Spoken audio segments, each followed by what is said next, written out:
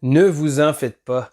Dans la vidéo qui va suivre, vous n'allez avoir aucun élément qui va vous gâcher la surprise de ce jeu. L'école du jeu, en partenariat avec la boutique L'Imaginaire. Au-delà de vos attentes.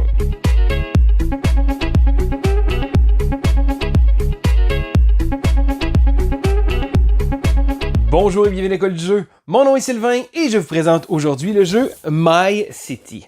Alors My City est un jeu de 2 à 4 joueurs du réputé designer Reiner Knizia. Si vous ne connaissez pas M. Knizia, il a designé des centaines de jeux et ce n'est pas une blague. Il a vraiment été un auteur de jeux très prolifique. Mais cette fois-ci, il nous vient avec un jeu de type Legacy. Et oui, qu'est-ce que c'est un jeu de type Legacy? C'est un jeu où on va faire évoluer notre jeu. Donc, en plus des règles, les composantes vont être modifiées et on va être amené à découvrir un paquet de nouvelles choses. Donc, aujourd'hui, ça va être la présentation générale des règles que je vais vous faire. Donc, je n'irai pas en détail sur toutes les surprises qui vont venir. Donc, soyez sans crainte, je vous explique vraiment simplement la base de ce jeu-là. Je vais éventuellement produire une autre vidéo un peu plus tard lorsque je vais avoir terminé l'expérience Legacy pour revenir sur mon expérience, mais également pouvoir vous parler ouvertement de tout ce qu'il y a dans cette boîte-là. Alors, on va aller voir immédiatement les règles. Voici donc My City. Alors, comme je vous le rappelle, aucun spoiler ici, vous allez avoir le jeu lorsque l'on débute. Parce que oui, le jeu est rempli de surprises, plusieurs chapitres, 24 épisodes, donc 24 parties qui vont faire l'expérience totale du jeu. Et lorsqu'on va commencer, on va d'ailleurs pouvoir ouvrir la première. Et c'est même pas un spoiler, parce que quand vous allez commencer, vous allez ouvrir celle-là. Donc, je ne gâche absolument rien. Donc, il va y avoir des collants. Bien entendu, j'ai déjà commencé à jouer. J'ai déjà plusieurs parties en arrière de la cravate.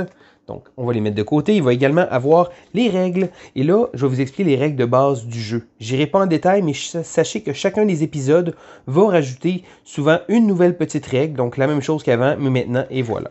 Donc, ici, comme ça se trouve à être les règles qui vont être ajoutées tout au courant de la partie. Ce qui est intéressant, c'est que chaque enveloppe vient également avec un aide pour le score. Donc, voici l'aide de score du premier chapitre. Donc, ça va nous expliquer exactement qu'est-ce qui va marquer des points. Donc, dans le premier épisode, il y a juste ça. Ensuite, dans le deuxième épisode, on rajoute des choses et ainsi de suite. Encore une fois, le résultat de la partie, donc le premier, le gagnant, va recevoir certains bonus. Le deuxième va recevoir d'autres choses et tous les autres vont recevoir quelque chose d'autre. Si vous jouez à 2 joueurs, il n'y a pas de deuxième place, donc c'est le premier et Other. Donc, chacun des chapitres va avoir une belle petite feuille comme ça et je vais vous expliquer comment ça fonctionne, les points. Donc, premièrement, ça, c'est notre plateau de joueurs. Donc, et voilà comme ça. En passant, si vous voulez savoir, de l'autre côté, il y a un plateau pour le mode infinité ou quelque chose comme ça quand on a fini de jouer. Je ne suis pas rendu là encore, donc je ne sais pas qu'est-ce qu'il fait. Donc, chaque joueur va avoir son propre plateau de jeu et tous les plateaux sont identiques. Et un petit cube, on va pouvoir le placer sur les 10 pour les points. Donc, chaque joueur va avoir également une pile de polyomino. Donc, tous les joueurs ont exactement la même chose. Donc, des petites pièces comme ça qui sont en 3 couleurs différentes. Donc, jaune, rouge et bleu. Donc, chaque joueur va avoir exactement leur petite pièce comme ça. Et il y a un paquet de cartes centrales. Donc, ce paquet de cartes-là va être utilisé par tous les joueurs. La règle du jeu est très simple à la base. Parce que ce qu'on va faire, c'est qu'on va retourner une carte. Et là, tous les joueurs vont devoir prendre cette pièce-là et la placer sur leur plateau de jeu. Donc, chacune des parties va amener son lot de règles différentes. Sachez que ce qu'il faut savoir, principalement, on ne peut jamais placer une pièce qui va dépasser. Lorsqu'on a placé notre première pièce, ensuite, on va devoir construire à côté des pièces existantes comme ça. Et là, tout au courant de la partie, certaines restrictions vont arriver. Principalement, ici, en début, c'est qu'on ne peut pas construire sur les gros rochers, la montagne, ici comme ça, et on ne peut pas construire sur les forêts. Une règle qui se trouve à être dans le premier scénario, il faut commencer, la première tuile qu'on va placer va être obligatoirement placée sur le rebord de la rivière comme ça. Donc j'aurais pu la placer comme ça, pas de problème, mais j'ai choisi qu'ici c'est un bon petit placement. Donc tous les joueurs vont jouer de manière simultanée. Ensuite, quand tous les joueurs vont placer leurs pièces, on va continuer comme ça et ainsi de suite. Donc on va sortir nos pièces, on va chercher nos petites pièces et y aller placer une nouvelle pièce. Ça se trouve être les règles à la base. Parce que oui, tous les scénarios vont ajouter des petites règles, mais sachez qu'à la fin du premier scénario, donc on va placer toutes des tuiles comme ça, les pointages se fait comme suit, et ça, il y a beaucoup de ces pointages-là qui vont revenir tout au courant de la partie. Je ne vous dirai pas exactement jusqu'où ou quoi que ce soit, mais sachez que si vous ne construisez pas un bâtiment, donc si jamais vous devez le placer et vous dites « Ah non, je ne veux absolument pas le placer », eh bien vous allez perdre un point. C'est la raison pour laquelle on commence à 10 points. Ensuite, à la fin de la partie, on va tenter de garder les arbres, donc les petits arbres comme ça ici. on va devoir tenter de les garder à air ouverte parce qu'ils vont marquer des points. Donc à la fin, pendant le premier chapitre, on va faire 1 point pour chaque arbre et on va perdre 1 point pour chaque roche. Donc chacune des roches qu'il y a ici comme ça, donc ça ferait 2. Donc au courant de la partie, on va essayer de les recouvrir.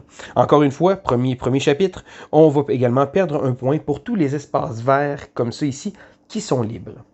Donc, les règles sont aussi simples que ça. Le premier scénario est très rapide, mais sachez qu'il y a plein de petites règles qui vont venir se placer tout au courant de la partie qui vont changer l'expérience. Parce que si le jeu était uniquement comme ça, on aurait fait le tour quand même assez rapidement, mais le jeu nous offre tellement de choses à découvrir et c'est ce qui fait la magie de ce jeu-là. Un jeu incroyablement simple parce que c'est exactement, je vous avais appris les règles. On tourne une carte, on place une pièce et voilà comme ça. Et là, les méthodes de score vont changer ainsi qu'une panoplie de surprises que vous allez découvrir.